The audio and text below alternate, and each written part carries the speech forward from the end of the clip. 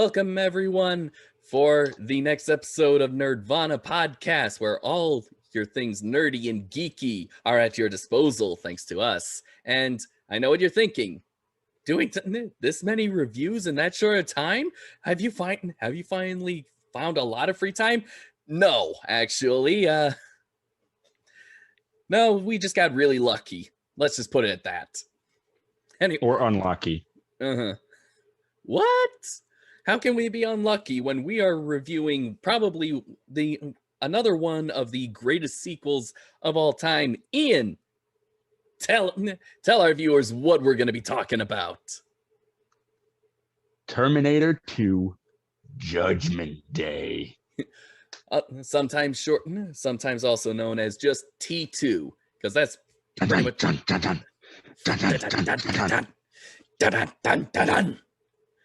That's all we're gonna get away with because we can't play the actual theme. We can't play the actual theme. I'm actually kind of feeling a little bit more comfortable doing putting actual copyrighted songs onto my channel on videos, because I guess my channel is not big enough for me to get YouTube's authoritarian copyright policy. I mean, I'll just say you can't monetize this video, but you don't get a strike. Like I monetize my videos anyway. Yeah, same. Please subscribe, please. Yes, to both of us. Yeah, we do different content, but we work on this together. All right, so yes, the movie is Terminator 2 Judgment Day, or T2, which let's call it that. Let's call it that from now for the remainder of the review, Ian. Okay.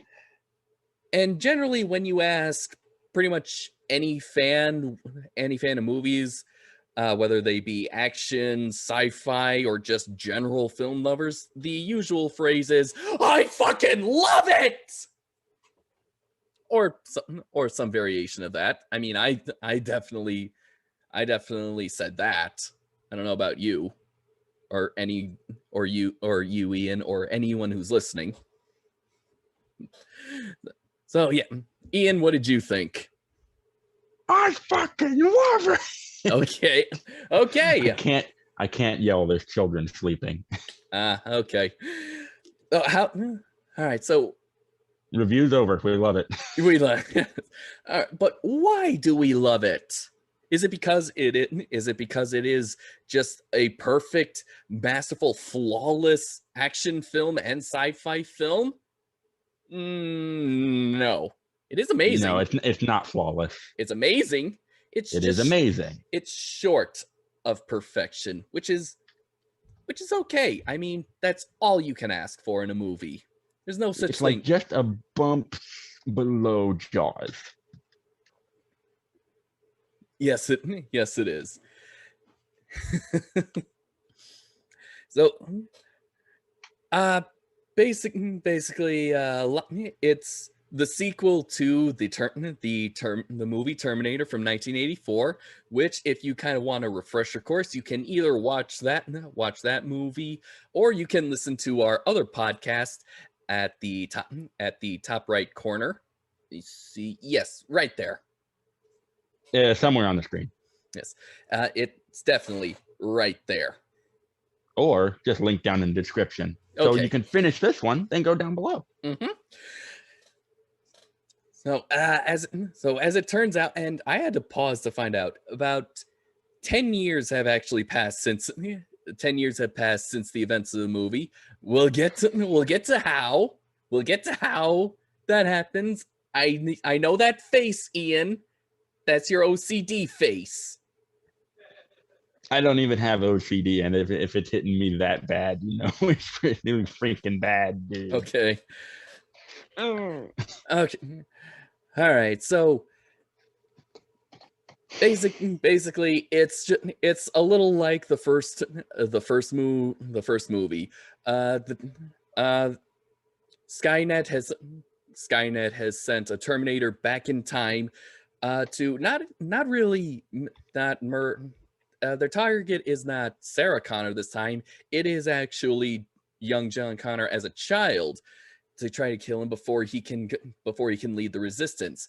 Of course, the resistance sends a protector as well, and first act is mostly a race against time to get to John, who's gonna get him, the protector or the killer. And you Well, don't really know who is who. There's some hints. There's some hints, but it's so greatly written. That's why the movie is kind of just just short of perfection, but still masterful. And then it's sort of like another race against time, like to really prevent the future that's going to happen, and of course the final clash between the Terminator, and it sort of feels the same thing, but because it's so much bigger than its low budget predecessor, it still feels refreshing. It feels there's a lot of callbacks that really don't feel forced. And it's just amazing. Norton, and now we kind of get to the part where we see how we came across this. Well, this was actually the movie I saw first. I saw this before the original one, and of course it got to the ending. When it came to the ending, I cried. I am not ashamed, and I am man enough to admit it. We all cried, John. Okay. Ian, how did of course Terminator is a big part of pop culture, late 20th pop culture actually. And well, actually the first time I heard about Terminator 2 in general was a commercial for the theme park ride at Universal. I heard of this. You heard of it? I've heard of this. It was I actually got to, in 2003. Actually, my family and I, we took a vacation. We actually did take a trip to Orlando, Florida, and we went to Universal Studios, and we went on that ride. You lucky bastard! It was awesome, and a little funny too. Of course, it's Schwarzenegger. What are you gonna do? Yeah. And all right, so but yeah,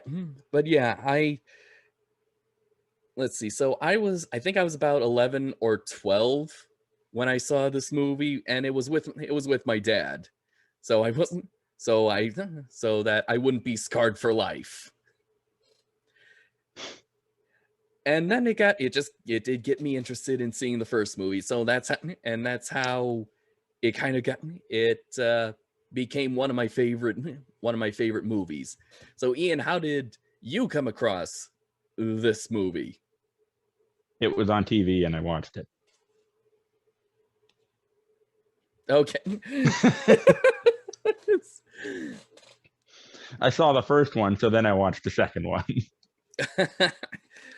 I don't have a grand story, but yeah, that's it. It was on TV. I enjoyed the first one, so I watched the second one. All right. Well, what'd you think when you first saw it? I really enjoyed it. It was so cool. I was like 13 when I watched it, I think.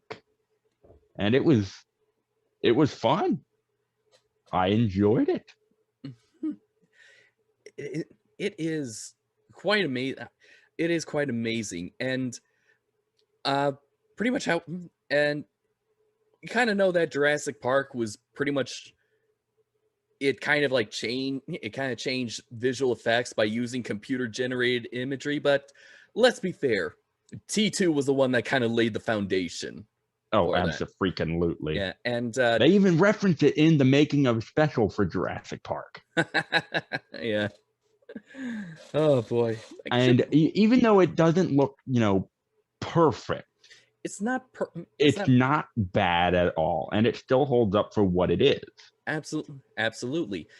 So does Jurassic Park, and the reason why those CGI hold up is because there was also the practical effects along with it, and that is kind of what that's what fools our mind into kind of thinking nowadays.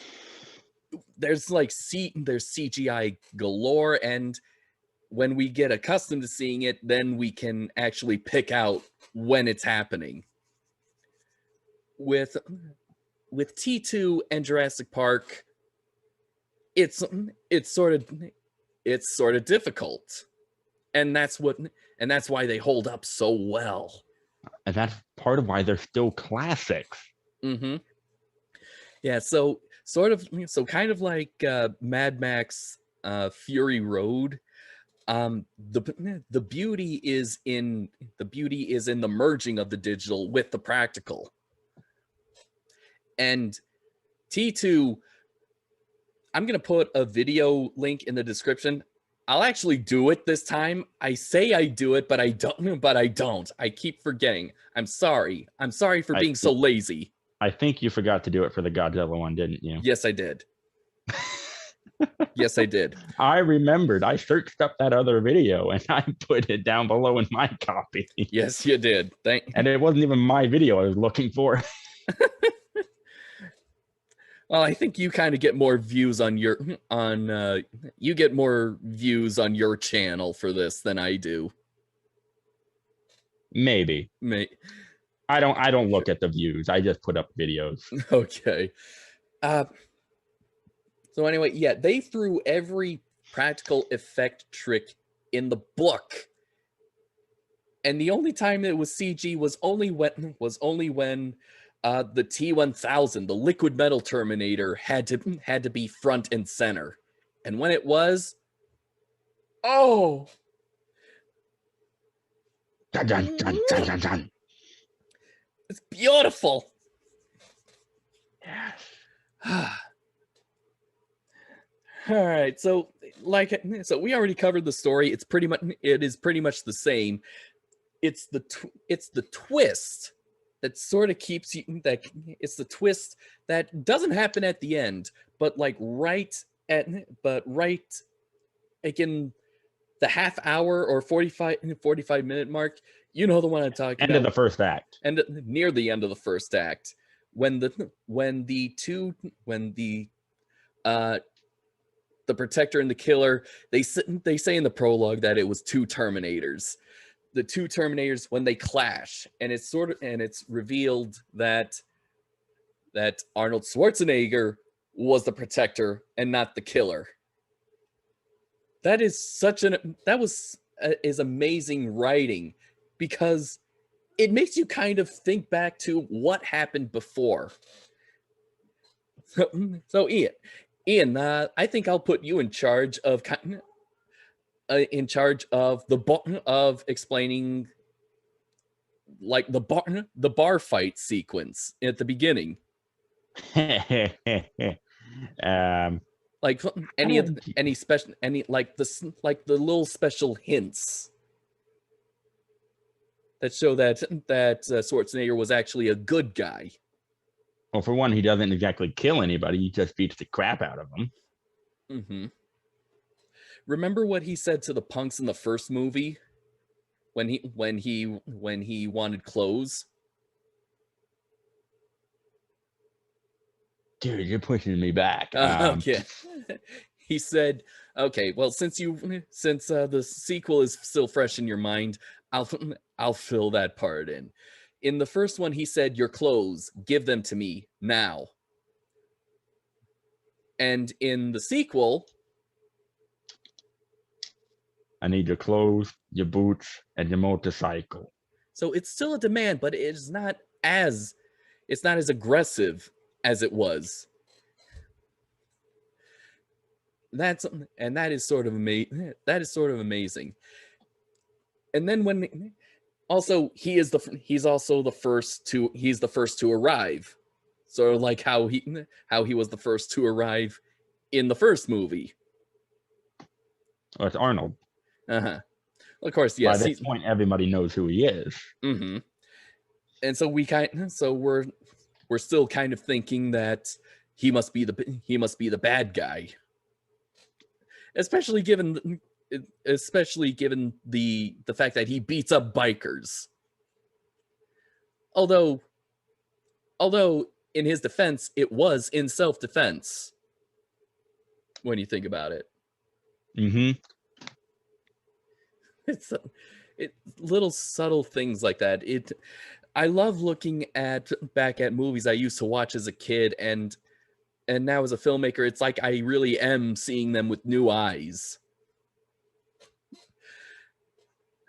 And all right, so then when Robert Patrick's T-1000 comes in, it's a sort of a misdirect. He pretty much he incapacitates a cop that's investigating, but it doesn't look like he kills him. Nor do we see how he got the cop's uniform. Mm-hmm. Did he For all actually? we know, he could have just taken it. He could have taken it. He could have transformed into it, which we see later, of course. Which we do see later. But so, to a first-time viewer, you think that, he just took it. Mm-hmm. This, doing this, it sort of actually brings me back to when we discussed Tremors. Remember, Ian? Like the build up to the graboid. Yeah. Still the same basic. That's taking me back, dude. Yeah. Still same basic principle with a really good, satisfying payoff. Mm-hmm. And their disguises are essentially kind of like signals to what we deem either good or bad. Bikers, they're rough, they're violent, they drink. Arnold must be the bad guy again. Robert Patrick is in a cop car and he's dressed in cop uniform. Must be the good guy. Okay, so far this is all right. For anyone listening, this came out in 1991. Going with those standard tropes. Yeah, not. So times were different, and but not for long. I'll get to that later if I remember. If I remember that, because I found out something just jaw dropping. Ooh. Yeah. Let's continue. Yes, and because I'm interested. Mm-hmm. All right, and when we see, but all right, I guess I'm taking over again. Hi, Hiccup. How you doing? You want to join Daddy for this? Cat. All right. Well, anyway, what sells the idea that the Robert Patrick's Terminator, which is later known as the T-1000, may actually be the good guy is how he interacts with people. It's especially with John Connor's foster parents. He acts all goody two shoes. It's so very human, which is different from the Schwarzenegger Terminator. That, keep in mind, this is only the second movie, but everyone just absolutely loved the first one. That they kind of know the stiff and rigid, like speaking and movement of Schwarzenegger's Terminator. So seeing this to be more human, they kind of think it might be, this actually might be another human. Actually, he doesn't. His build is pretty much similar to Kyle Reese. Mm-hmm. But as he gets closer to John Connor, and then the two finally meet, the cop and the biker, and we're still thinking that Schwarzenegger is going to kill John, and then we hear "Get down," and then Boom! Thus signaling the end of the first act. No, not really, No, actually. it signals the start of the end of the first act. Yes. The climax. It signals this climax. It's because this is now the first clash, Terminator versus Terminator. And Which is something we've never seen before. As it turns out, Cameron actually had the idea of a liquid metal Terminator as early as the first movie, if I remember reading correctly. But because the first movie, the budget was too high for something like that, they couldn't do it. Oh, but now given the context, I'm like, probably the best move. The best move. The sequels always got to be bigger and better, and quite frankly can't get any bigger and better than say, you know what, we had a metal skeleton Terminator. Let's up the ante. Let's have a liquid metal Terminator. Uh-huh.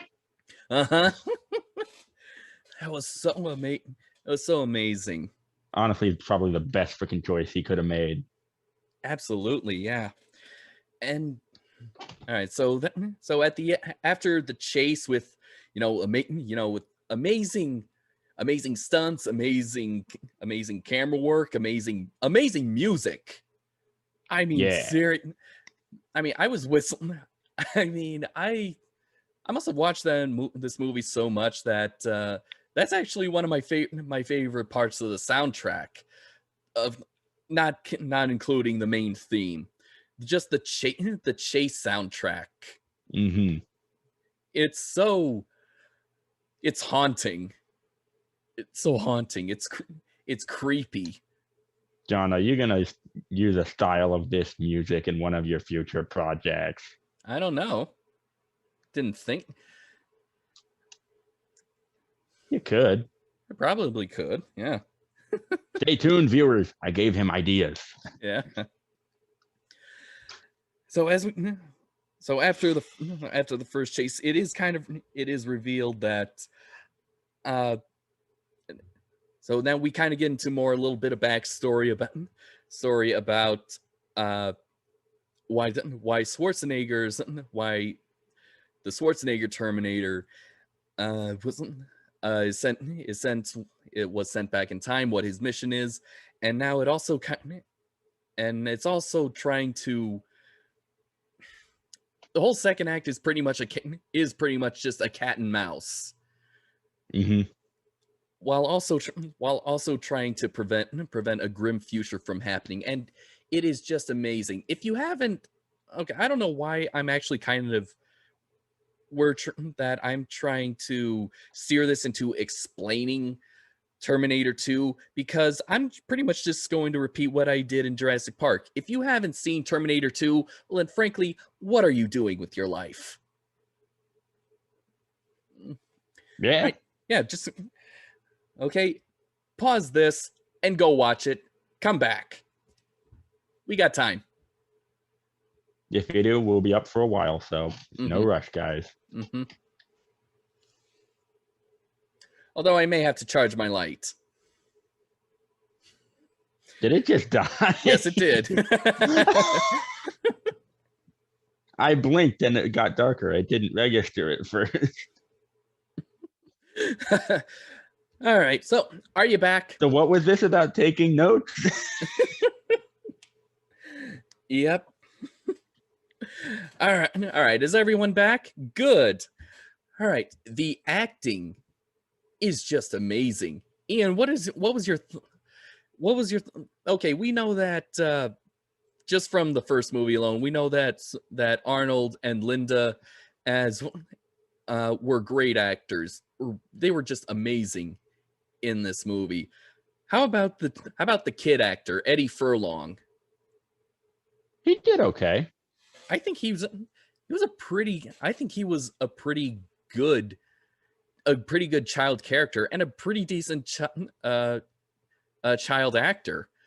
I know he actually did others after T2, but I don't think he's I don't think there was much that was more memorable than this, I which don't. is Has he done anything recently? let me check. Come on. Edward Furlong, known for he was in American History X. Right. That one. Let's see, John Connor reference, Star Trek Renegades. Well, he wasn't. Let's see, he was in that awful superhero movie, The Green Hornet. That's it. I haven't seen it. I refuse to see it. Okay.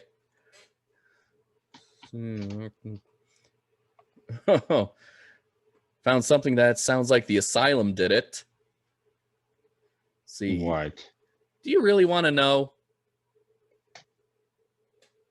Probably not. Tell me anyway. All right. Arachnoquake. I know this movie. You do? It is made by The Asylum. I knew it. So and the only reason I know that is because I keep tabs. I keep a short leash on The Asylm. So me ritualistically torturing myself. Okay, well, he was in that one. He was in Arachno. Dude. Oh, dude. Why do I feel like that was just for a paycheck? Because it probably was. Yeah. I mean, if you're in Terminator 2 and you get to something made by The Asylum called Arachnoquake. Mm-hmm.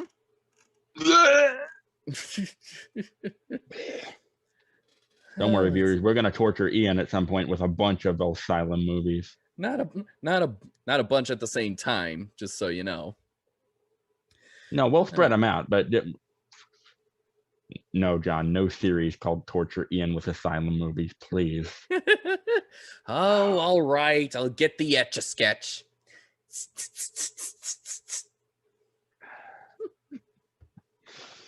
And although the viewers might love you for that, and I would hate you. All right. Anyway, back to characters and acting. Back to the acting. Yeah, okay. Sarah Connor, who went from the diner waitress to badass commando leader, and I'm pretty sure every boy's teenage crush, maybe every girl's teenage crush too. Not exactly a bad choice. Oh, no. Yeah, she was also mine. Didn't you say that in our original Terminator review, John? I'm sure I did. I'm sure I did. I can't remember, but if I didn't, I'm not going to lie and say I did and say I wasn't, that I didn't have a crush on her, because I did. I did. I thought she looked badass, wearing that cap, those sunglasses, had a rifle strapped around her shoulder. She was badass. I love badass women. We need to see more of that style today. Good, strong female characters. Yes, we need strong female characters, not strong female characters. If I got that right. You did. Okay. And I think what's best about Sarah Connor's character in this one is that it is pretty a multi-dimensional character. She's a warrior, but she's also a little bit damaged. She is dealing with sort of a trauma. I mean, knowing that the whole world is going to end, machines are going to pretty much rise up and almost kill the last of the surviving humanity, and it's her son who is going to lead the resistance. that's a that's pretty much that's a lot to put on someone's psyche. Yeah. But she's awesome in that. But her determination, her convictions, while is intimidating, is what makes her so endearing. And also, it's her vulnerability that also makes us kind of root for her, as well as you said you were watching the special edition, as well as when she gets beaten up by orderlies.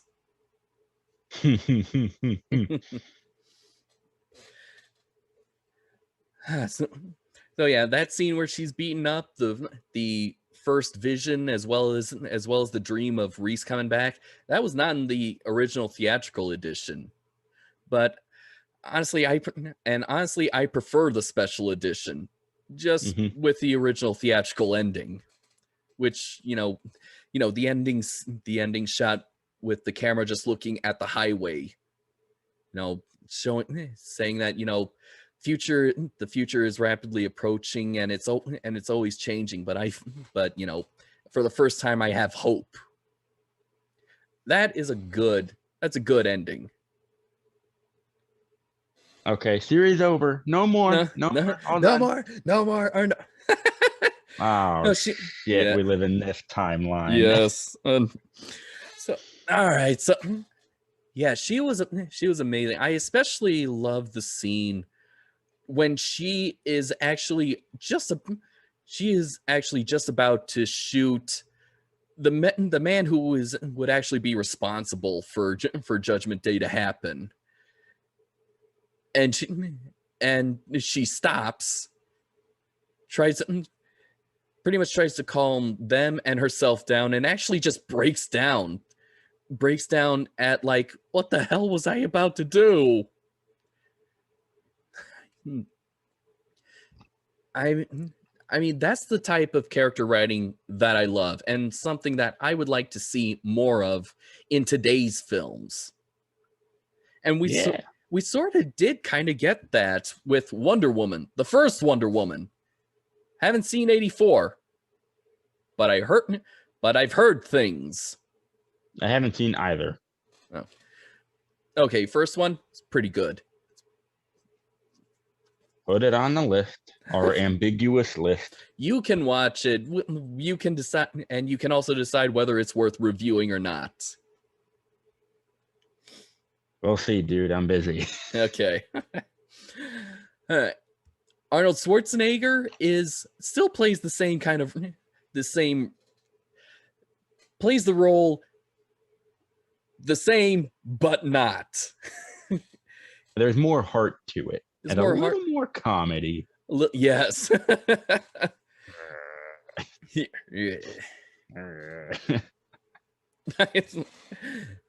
Chill out. Okay, yeah. Most of the movie is pretty timeless.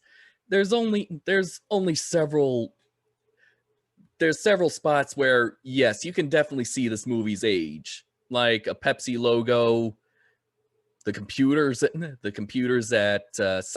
Cyberdyne. Well, what are you gonna do? It was very early 90s. It was very early 90s. Yep.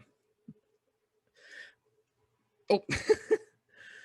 But for the most of the movie, it can pretty much fit anywhere. I mean, kids and teenagers, they still hang out at arcades. There are still malls, thank God.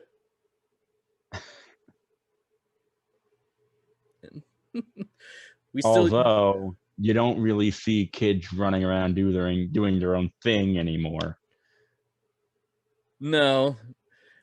Let's see, riding a dirt bike through town with no adult supervision. You don't see that. And honestly, when you do go into the mall, most people have this. And what was with that guy with his random point and shoot camera? I think I missed that. At least in the special edition I was watching, this guy had a point and shoot camera. I think it was still digital. No, it wasn't digital. That didn't exist at the time. But in like basically like a Nikon, and he was shooting pictures of Arnold as he was getting up from being thrown through the glass. That explains the that explains the photos in the. Of course, that explains the photos later on at the sanitarium. Watch the special edition, people. Mhm. It I'm clears sure up some things. I'm sure it was also in the theatrical edition. Because why would you take out Arnold getting thrown through glass? Well, it could just be like that one section of film with the guy with the camera that was cut. Okay. Maybe. I don't know. May see for how many times I have seen this movie, there are still some things that don't that I miss, and when I do see them for the first time, it's like, oh wow, I love that feeling. I love that. Like they're oh no, oh, wait, sorry, I had another thought. I had another thought, and then I forgot it.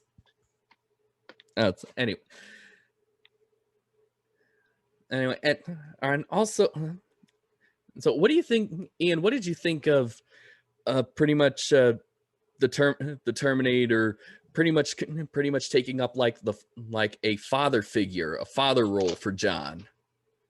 Oh, I enjoyed that because he never had a father figure. A positive father, positive role model. Foster parent does not count.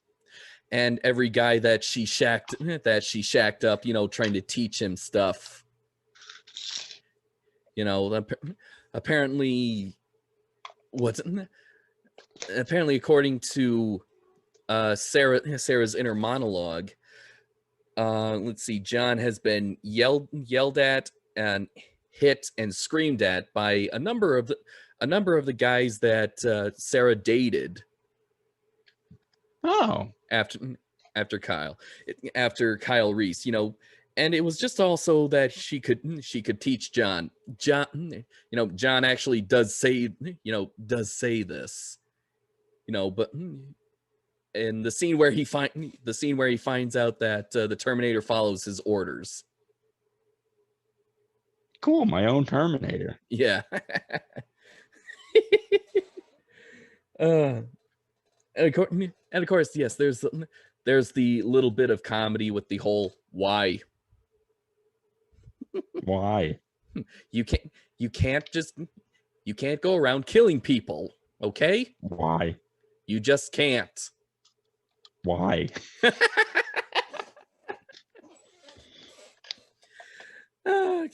Yeah. And so as a loophole to not killing anyone, he shoots people in the knees. Still gets them out of your way. What? Still gets them out of your way. It's true, but well, I'm pretty sure that since Terminator has knowledge of human anatomy, he can aim the gun so precisely that it doesn't hit a major artery, so that it doesn't bleed out. Yeah. So as they're kind of trying to run away to avoid the Terminator and also the other authorities, since Sarah was actually held up in a mental institution and they broke her out. Yeah, that's the kind of thing. Awesome. It was awesome. That is the kind of thing that they do put you in that they send you to jail for, though. Yeah, they find out about Miles Dyson's character, who I haven't seen him in many other in many other movies or television, but I know he was. But again, he played a pretty decent.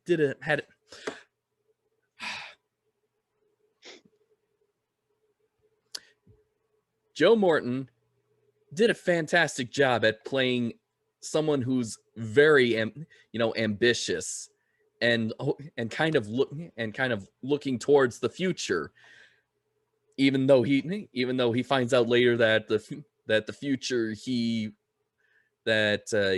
going towards is pretty much a nuclear holocaust. He took it pretty well.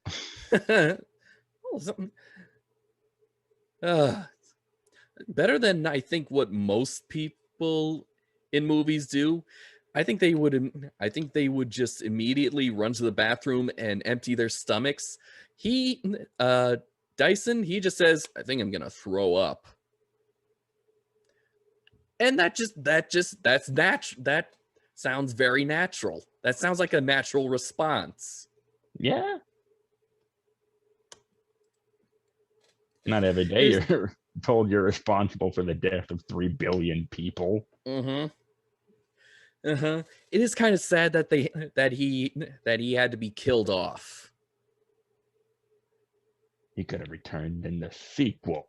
He didn't have to have been killed. He didn't have to have been killed off. I mean, he could have. I mean, could have at least found. I don't know why he had to. I don't know the reason why he had to be killed off. I'm not going down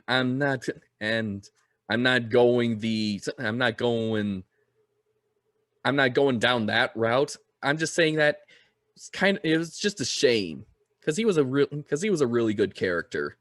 Mm-hmm. And would have kind of been like, and then kind of would have been John Connor's confidant in like the third movie. Like his little his connection back to the real world when he goes off the grid. Yeah. But we'll get to the third movie later. Eventually. We're probably going to need to bring Tyler in for that one. So most of the middle is just about running. Well, not really running. It is at least trying to. It's planning or preventing Judgment Day from happening. And what's the best way to prevent Judgment Day from happening, Ian? Blowing shit up. Yes, specifically blowing up the building.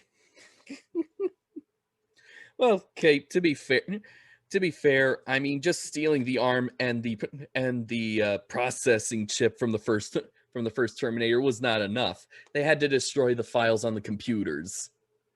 And since this was the 90s, that would have been too slow. So they just blow up shit. They blow it up. They take axes to computers, which is funny though. Except nowadays that wouldn't work because everything's backed up to the cloud. That is true. Yeah, wasn't that the plot of Genesis? I haven't seen it. It's still in the packaging over there. Good. Keep it in there. Although today was the first day I unwrapped and opened up T2 from the packaging. So ooh, nice. I could have kept that in the packaging, but meh. What are you gonna do? And of course, all right. So when that's all done, it's actually kind of weird. It's kind of weird that when the T-1000 returns, he actually is kind of put on the back burner for a bit. But then when you kind of see him, it's like, oh yeah, there's also him. It's like the T-1000 is kind of like that. Is that character that's in the back of your mind, so that you don't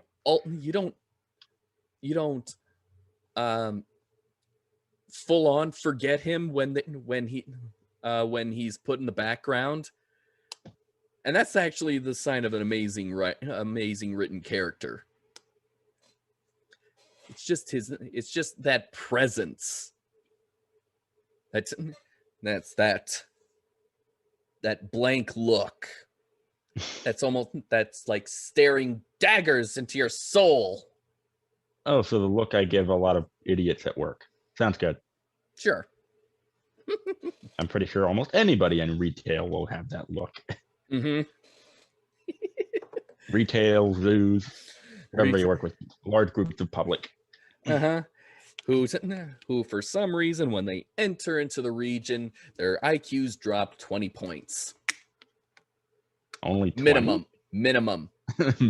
I was about to say, my line of work, dude, it goes straight through the floor. Well, you know, if they have an IQ of 20. Hey, that rock's smarter. It doesn't get enough trouble. Anyway. So all right, so now the climax, which is in another, I guess, industrial plant. Instead of a machine building, it's more like a like a steel mill, actually. Mm-hmm. Actually, and this is kind of where a majority of the tension, it really builds up to a really great payoff. Oh, and yeah. This was that. And I think it's better in the special edition. Me too. I agree. Because I agree, Ian. Since I have a bad habit of hijacking this review, why don't you give your opinion of why you think the steel mill climax is better in the special edition? Because it gives more details. For example, what happens if you freeze a liquid metal Terminator and then shoot it? It shatters. And you're in a steel mill. Oh, yeah. So all the heat would cause the frozen metal to melt, allowing it to reform. Oh, okay. Well, I guess that's okay. One liquid metal Terminator is not as bad as, say, thousands of little liquid metal Terminators, little Terminator rats. Still deadly. It's still deadly. There's still the one. However, according to the details in the special edition, the T-1000 starts to malfunction. Mm-hmm. Yes, I like that. I like that little detail. Like, how? So, what signs of it malfunctioning are there? Well, when it touches something, now its camouflage ability starts to get all wonky. You use the term wonky too. Yeah. And whenever it steps in some shots, its feet melt and just blurp out a little bit, I guess is the correct. Yeah, it even took on the detail of the metal floor. Mm-hmm. And then there's also that little wave of chrome that starts from the feet and goes all the way to the head. I love that effect. Oh yes. Maybe you could do that for your effects series. Oh yes, I think so do like too. T-1000 abilities. That would be a nice challenge. It would be. Yeah. Do like a little mini series of effects, have shape shifting. That could be a fairly easy one. Maybe. Yeah, maybe. And yeah, so yeah, that little detail I really do like. It's sort of slowly malfunctioning, or I guess it wasn't perfectly reformed after being frozen, then shattered, then melted, and then reformed again. So well, it is an advanced prototype, so it's not the real thing yet. If that's how prototypes work. Yeah, if that's the prototype. You still got some bugs in the system, Skynet. but it's a pretty good prototype for what it is. Oh, no kidding. Jeez. Just don't let it freeze.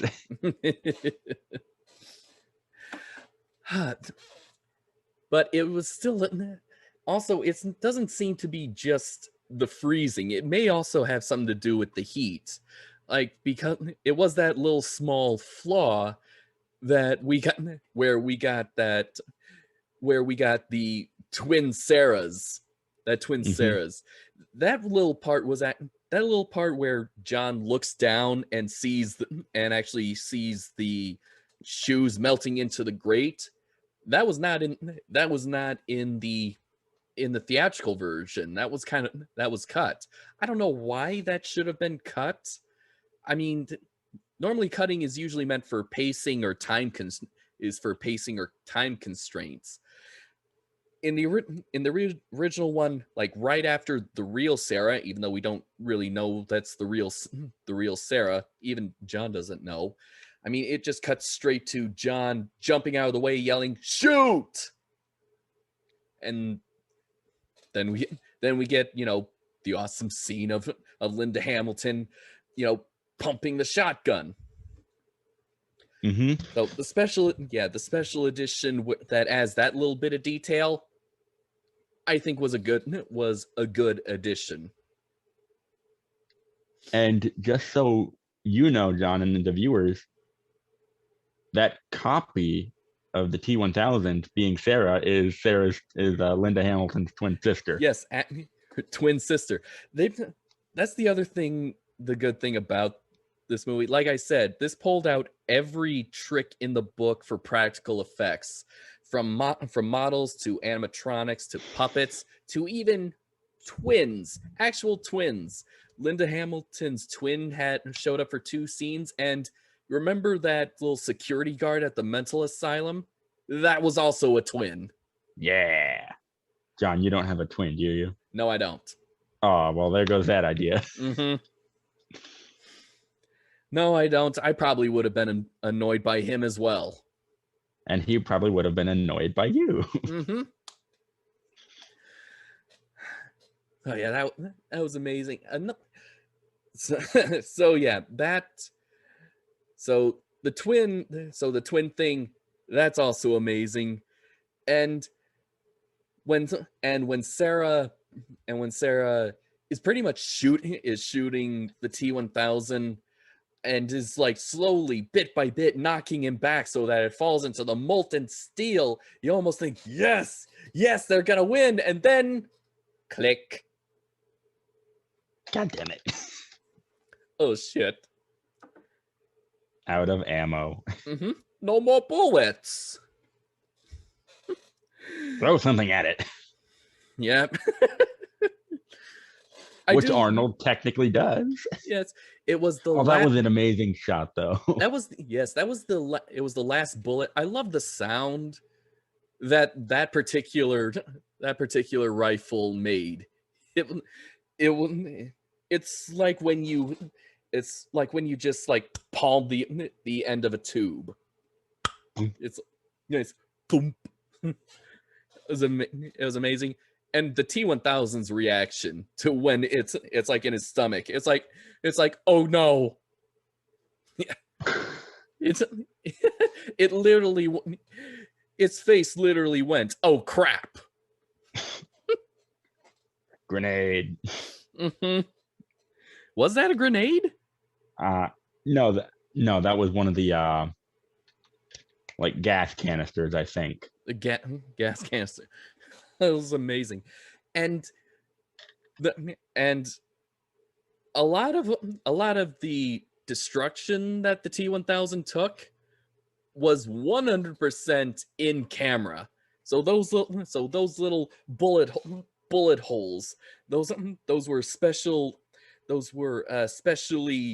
wired squibs that would just pop open on Robert Patrick. The split head was an actual puppet. The freaking deformed basket case thing, modern art sculpture like thing from the climax, That was a real puppet. Damn. And it was amazing. You see why I keep saying this movie is amazing, Ian? I thought it was amazing the first time I watched it. You don't need to tell me. Yes, like I said, about 98% of the movie's visual effects are in-camera practical effects. The only time when it was a digital effect, when the T-1000 was involved, was when it was reforming, when it was in that chrome metal form, or when it was walking through that jail grate. Which is awesome. Yes. It's so amazing. 30 years later, those effects still hold up. Most of them. That's right. This is coming out hopefully on the anniversary.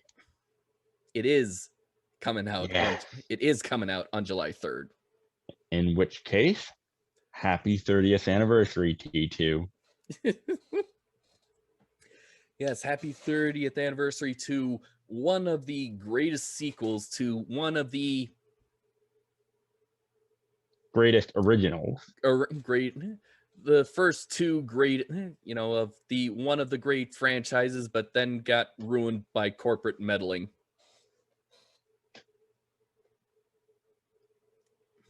And it's because of the fact that James Cameron not only made this sequel, but also made the sequel to Alien, Aliens, that the movies after those sequels were just not up to par. It was something several years ago at work, when we were talking about the franchise, about Aliens and Terminators with some coworkers at Lowe's. Remember, I've only been in the news for about a year. I pretty much said, let's make Hollywood, here's a rule. When James Cameron makes a sequel, just stop. Because you're never going to live up to it. Yeah.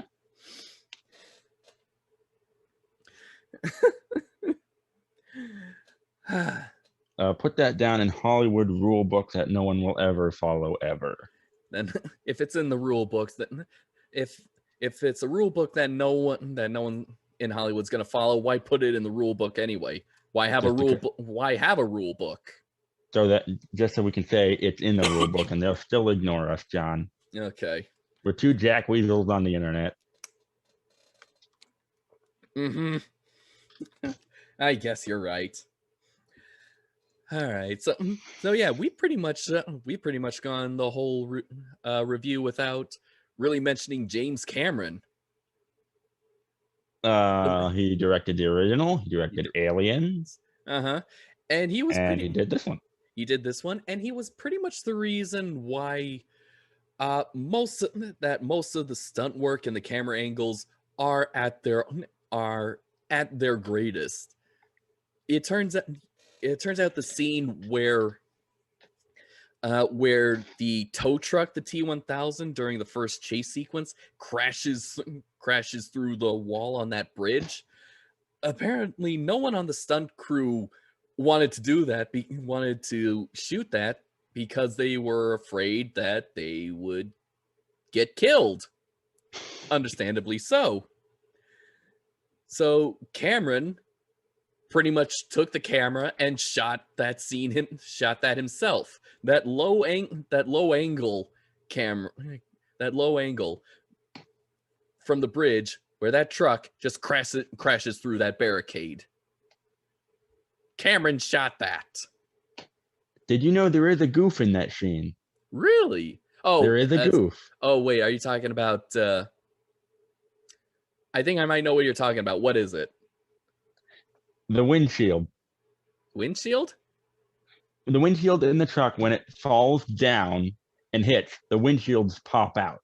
And a few minutes later, the T-1000 punches out cracked windshield. Oh. There is a goof. It's I didn't notice that.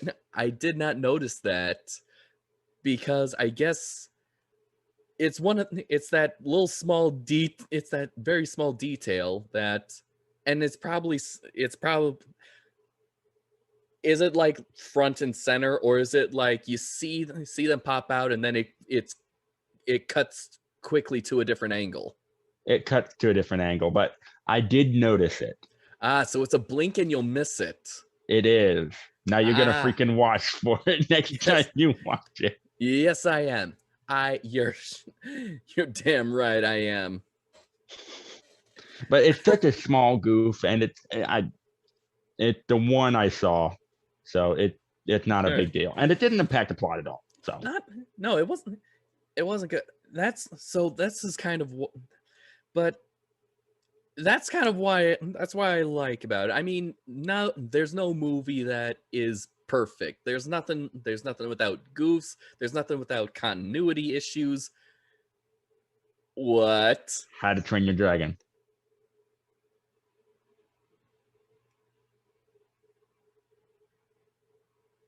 Okay.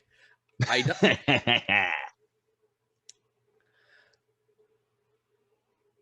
Maybe. No, there is a goof in it. Crap, I remember. Oh, what was it? The basket of fish that disappeared after Hiccup fed Toothless. Oh. It disappeared. Crap, I just defeated myself. Yes, you did. Yes, you but did. I'm nothing if not gracious in defeat, my good sir. Okay. Even if by my own hand. Mm-hmm. Anyway. Hoisted by your own petard. All right, Captain Barbosa. Back to Terminator. All right. So what's amazing? All right. So yeah, there was a lot of accolades for Terminator. I mean, not all. Basically all. I'm not going to list all of them, but I will mention. I will mention this one. It's that. It's the only Terminator film in the franchise to actually be nominated and win several Oscars. It actually won 4 out of 6 Oscars that it was nominated for. A sci-fi action movie. What? Okay, so that normally doesn't happen, and wouldn't actually happen again until 2007 with The Bourne Ultimatum and 2015 with Mad Max Fury Road, both of which involve action and also some pretty good stunts as well as camera work, and in Fury Road's case, practical effects. Which, as we've said time and time again in this review and others, you don't see as much anymore. Oh, not as much. Even the downside is that digital effects are pretty much also kind of covering up most of the practical effects. Jurassic World is a good example. You can't use Jurassic World because there's one scene with a practical effect in Jurassic World. One. I'm still gonna use it. Why did they have to cover up the Brachiosaurus? That was an Apatosaurus. I'm sorry, the Apatosaurus. Because it was only a partial animatronic. I know it was partially an animatronic, but the head was mostly I know the head was mostly practical, but that was digitally covered up. Was it? It kind of looked digital. It had that digital look to it. They might have touched it up. kind of what they did with in Big Rock. But I'm okay with Big Rock. I'll have to watch Jurassic World again to see what they're talking about. Okay. It's been over a year. Mm-hmm. I felt like I had a train of thought, and then I got derailed a bit. We were talking about practical effects and Oscars. Yeah. Okay. So yeah. So this movie definitely gained the attention of the Academy, and let's see the 6 Oscars. Let's see what did it win? What was it nominated for? Come on. Awards. Here we go. Let's see. Winner for Best Sound. We're going to talk about that. Definitely going to talk about that. Sound effects. Best effects and visual effects. Oh yes, that's right. And a familiar face in the visual effects world, Ian. Stan Winston. Ah, the master himself. Yep. Of course was the one who made the Predator. the Predator, and the original Terminator animatronic, even which, and of course he came back for this one, which just the animatronics from the war scene, it's just amazing. Oh my god. Oh my. Did you know about that? Here's some trivia about that war scene. That entire like broken down twisted metal area with the cars and the skeletons, that was the primary set for that was a burned parking lot and set area at Universal Studios that caught fire. Whoa! That might have been in the special edition. If you get the right DVD, you can get a special interactive mode where it'll actually point out something, which will actually point out some of the ways that the movie was shot. Actually, not most, all of them. Let me find that. All right. So I can be sure I'm not talking out of my butt. All right. So it won Best Sound, Best Effects, and Sound Editing. Of course, that was amazing. Let's see, Best Makeup.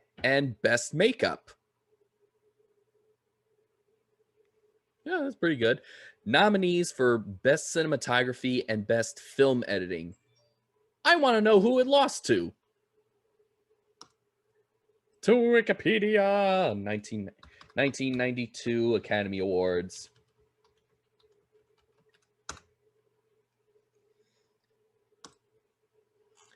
Let's see. Best Cinematography.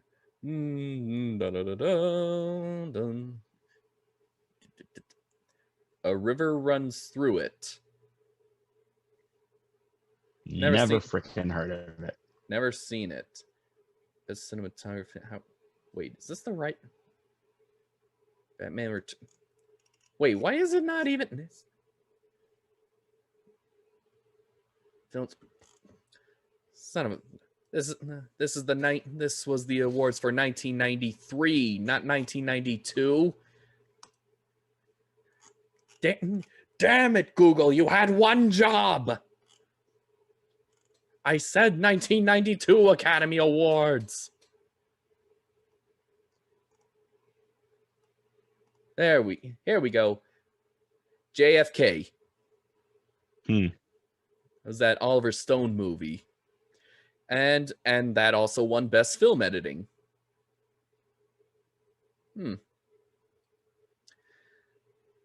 Huh. I don't know. I can't find where I heard that tidbit I said about the broken down lot. So take what I said with a grain of salt. Okay. All right. Well, we're going to be talking about interesting locations. I guess this now kind of brings up the one that I saved earlier. It's kind of strange, but T2 kind of feels a little bit more relevant today, as in when it especially than it did back then, back in 1991. Because and that's and that is kind of as far as I'm kind of bringing any real world things into it. But the the bar that they shot the opening scene at, which is a real bar by the way, was actually across the street from the location of where the infamous Rodney King beatings would happen. Oh. Yes. In fact, actually, it was after the trial a year later that James Cameron got the idea for another movie. Let's see, I remembered seeing that here on the trivia. Let me see. Terminator.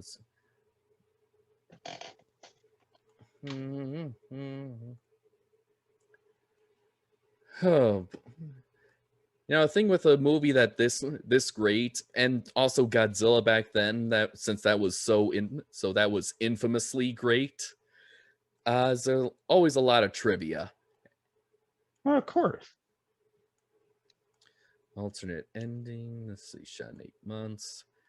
I thought it was either on this It was either on this trivia page or on the special edition interactive feature of the DVD.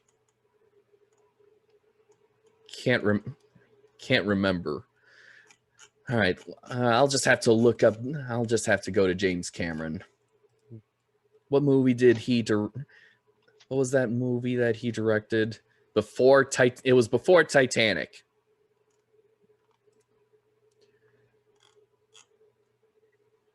Writer, director. Here we go.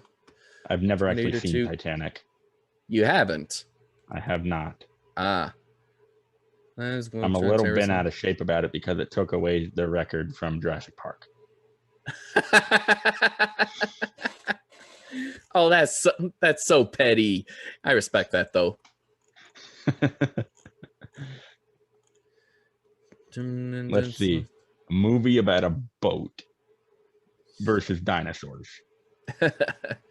Strange News was this former. Oh, okay. It wasn't a movie he directed, but it is one he wrote. And let's see, was this the one? Oh, yes, it is. Okay.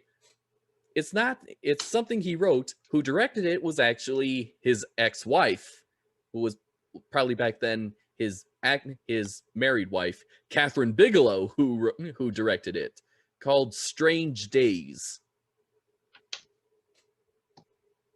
Yes. Excellent.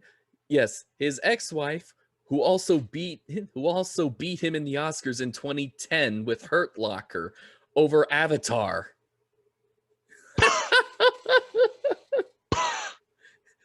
Yes, I am not kidding. Now, to be fair, I'm not the biggest fan of Avatar, but come on. That's just amazing. Wow. That's amazing. When I first heard that, it's like, oh wow. That's gotta hurt. Come on, James. You can do better than that. I should probably actually start seeing some of Catherine Bigelow's work. I wonder if I actually have and didn't know it was her. She did Detroit. That's nice. Let's see, Zero Dark 30. Point Break? She directed Point Break. Uh-oh, John's getting ideas. That was one of Keanu Reeves' earlier movies before The Matrix. I can't believe it. Can we get back to Terminator? Sure. Okay. All right. Before this turns into a different video. All right. Okay. So normally we do pick. So normally, we do pick out our favorite scenes, but with a movie like this, it's really hard. So Oh, why don't we actually make it harder? Why don't we make it John, harder? Best scene, in your opinion, best scene. I'm gonna do the special edition because it has more scenes. Oh, Mm, I'm not saying best version. I'm not saying best version, but best no, scene. I'm using the special edition for my choice Okay. because it has more scenes. Okay. Because we all know the special edition has more is better. Mm-hmm. But see, best scene.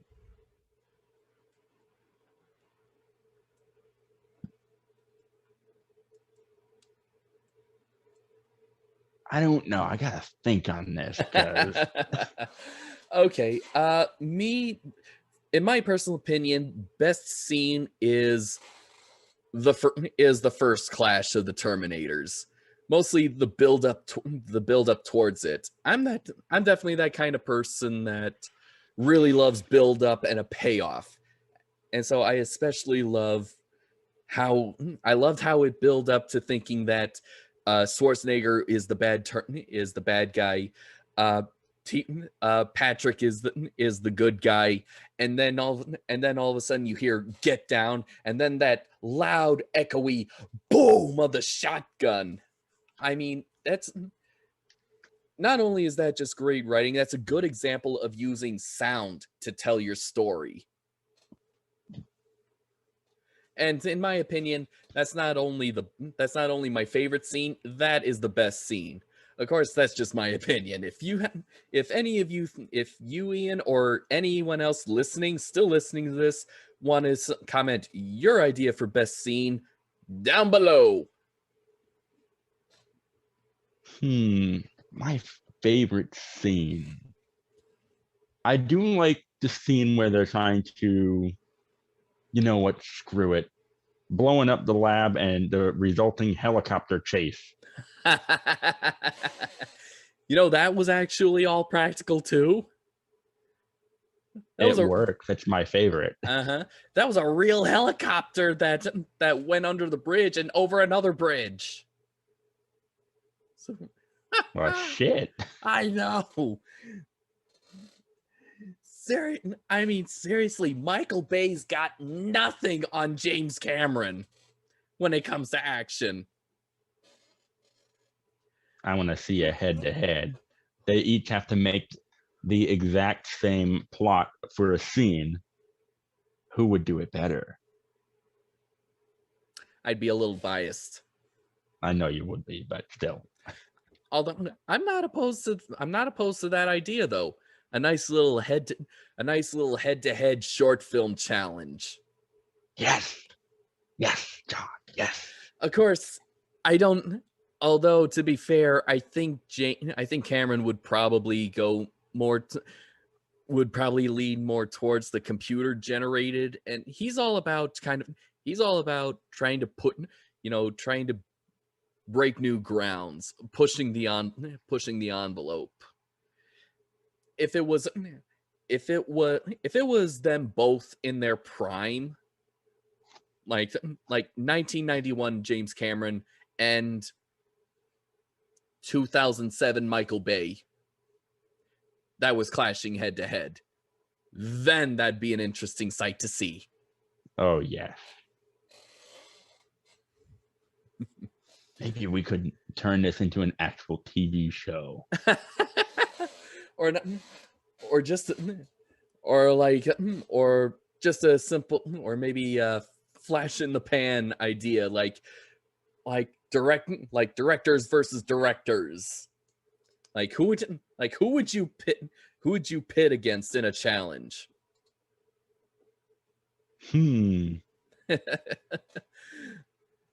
Like Dean DeBlaw versus Steven Spielberg. Ooh, good one. That's great. Write that down. Write that down. Don't break your keyboard. I got others. All right. So yeah, So yeah, the reason why I love the reason why I love the Clash of the Terminators scene is, again, as a filmmaker, is that filmmaker, there's more than one way to tell your story, and sound is one of them. In fact, actually, the guy behind most of the sound mixing is once again Gary Rydstrom from Jurassic Park, who made all the dinosaur noises, all the dinosaur roars. I Yes, can't. from Velociraptors to T-Rex. This guy was essentially the mastermind behind the sound of our childhoods. Yeah. And so this, all right. So how they achieved that booming shotgun sound was actually four different sounds. Two of them were actually sounds from a cannon, where the second one was actually sped up.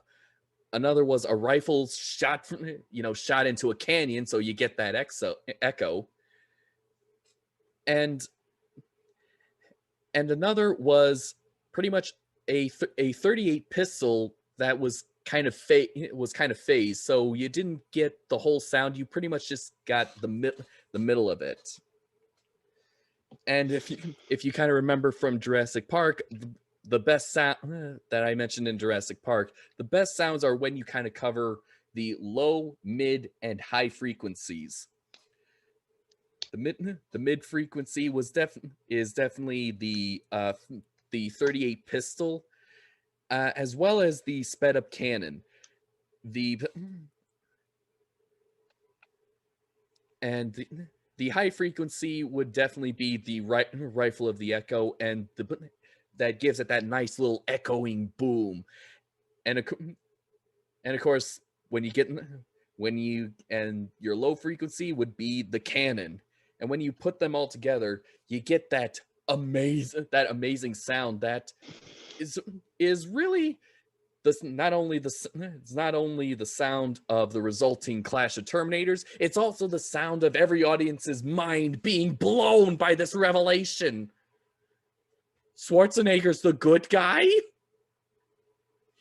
Talk about a twist from the first movie. Uh-huh. That's why I love it. And also sound design is actually becoming my current obsession when it comes to editing. Mm-hmm. I get that. That I've been working around a lot of exotic animals. There's a lot of different sounds I'm exposed to on a daily basis, and it gives me a lot of different ideas. Mm-hmm. I'm currently really obsessed with like really weird exotic sounds. Yeah. I tried to recreate, like, for the trailer of Jurassic Park that we worked on, Ian. I actually wanted to recreate the T-Rex sound from scratch, and I know how they did it. So do I. I know, and I wanted to do that from scratch, but you know how they got the high frequency one, the elephant sound. Apparently, the baby elephant. Yeah, well, apparently that was a rare thing to happen. That was a once in a blue moon during a solar eclipse. That happened. Even the handlers were surprised by that sound. They said, "We have never heard her make that sound before." Come on out to the park, John. We can get you some weird sounds out here. You can make your own. Yeah, well, like a Saurus crane screaming into the sky. Woo-hoo-hoo! I'll send you a clip of one of those. Oh my god, it's the weirdest freaking sound ever. And yes, I can get you tortoises mating.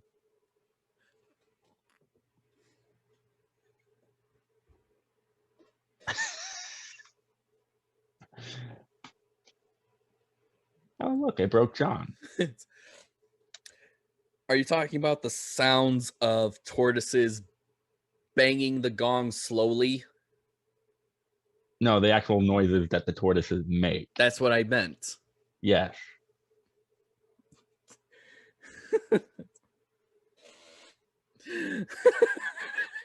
All right, I broke John. Review over. What are we rating What are we T2 what are we rating? before we drag this review on any longer? Because it's Okay. almost 11 o'clock here. All right, yeah.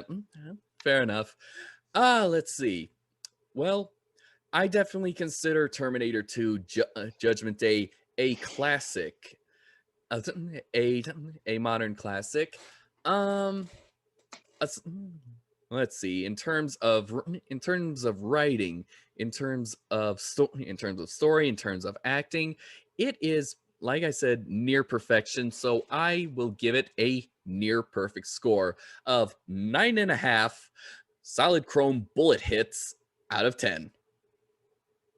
I got to say the same. It's a great movie. Like I said, one of those movies. Actually, like I said for the original Terminator review, one of those movies that you need to see before you die. I agree. And And so, if you want to see the template for Terminator for the third Terminator movie, just watch this one. yep. So And then skip the third one. But we'll get to that one. Yeah. I'll have to say that that timeline thing I had in my head that I wanted to speak for this movie for the third one. I'll just have to remember that timeline thing. Anyway, yeah. John, we all know you're not going to remember it. Yeah, pretty much, and I'm not going to look back on this one. You got too many projects as is, dude. Yes. All right. So with that, everyone, this concludes Nerd-Vana. Again, have a happy Independence Day or a happy Trader Day for all of our UK friends out there. and stay safe, even though we're not out of the woods quite yet, but still stay safe. Get vaccinated. And do call your parents, do call your friends, get connected through more than just social media. As far as what we're doing next for August. Again, this one.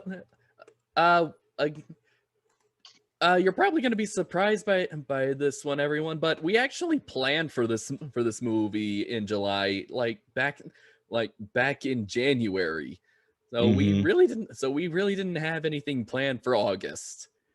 Yeah, this is a result of a lot of ideas. Not as much as Jurassic Park, mind you, because fucking cinematic. Oh God, oh my God, that. As I said, that was a movie that defined a generation. We had to make that one special. But... Oh yeah. So actually, I guess instead of just spending about 10 minutes thinking about what movie we're gonna plan, stay tuned for August. You may be surprised. We'll definitely be surprised. Yeah. All right. Until then, this is John Murphy, Andy and Benoit signing off. We'll be back.